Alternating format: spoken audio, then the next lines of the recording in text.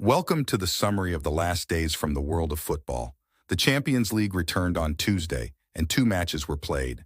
In the first one, Real Madrid hosted Manchester City. The visiting team was missing many players, such as Walk and Ake, due to injuries. And after reaching the place, De Bruyne experienced stomach problems. Despite this, the match started great for the guests, because in the second minute of the match, Bernardo Silva scored a goal after a free kick after Lunen's error. But Real did not give up, and after 14 minutes, they were leading 2-1 after Rodrigo's goal and Diaz's own goal.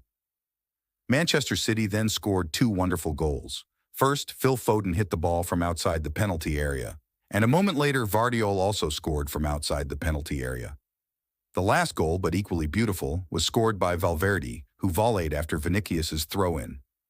In the second match, Arsenal hosted Bayern Munich, who were leading already in the 12th minute thanks to a goal by Saka, but quickly, because just 6 minutes later, Gnabry led to a draw, and in the 32nd minute, Harry Kane scored a goal after a penalty kick. The last one to speak was the Gunners, who equalized thanks to Trossard.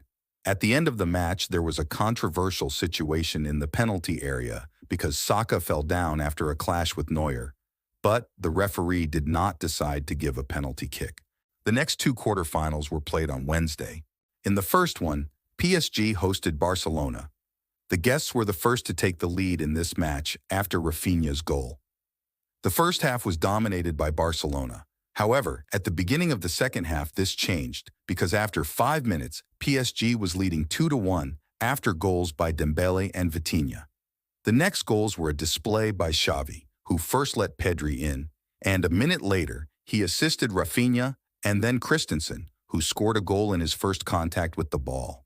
It is also worth praising both Barcelona's central defenders, who played brilliant matches. In the second match, Atletico defeated Borussia 2-1 after goals by De Paul and Lino. While Haller scored for Borussia, these were very exciting matches, and let's hope it will be repeated next week.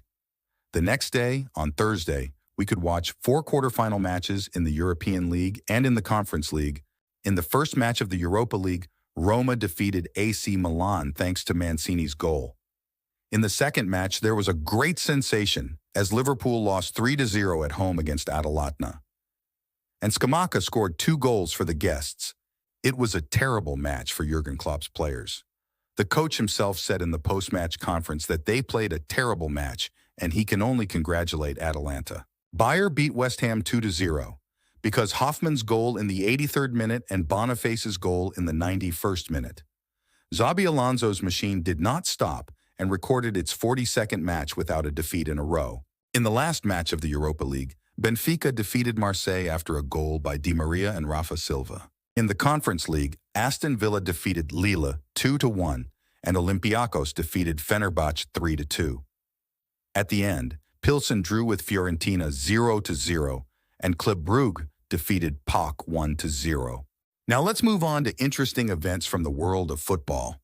It is official that the new technology will be introduced in the Premier League. Today we received information that all Premier League clubs have agreed to introduce semi-automatic offsides from the new season. This will be a very helpful technology for referees, which will consist in the fact that several dozen cameras will constantly monitor the movements of each player. Today, the great Brazilian football talent Estevão Willian made his debut in professional football. He made his debut in the Palmeiras versus Liverpool match in the Libertadores League at the age of 16. In the 66th minute of the match, he scored a goal to make it 3-1 for Palmeiras. The situation of this young club is followed by giants of world football such as Chelsea and Barcelona. The buyout clause is EUR 60 million. Interestingly, Estevão was called Messinho in his childhood. Do you think he will follow in his idol's footsteps? That's all for today. If you've watched this far, let me know in the comment who you think will win the Champions League. See you in the next episode.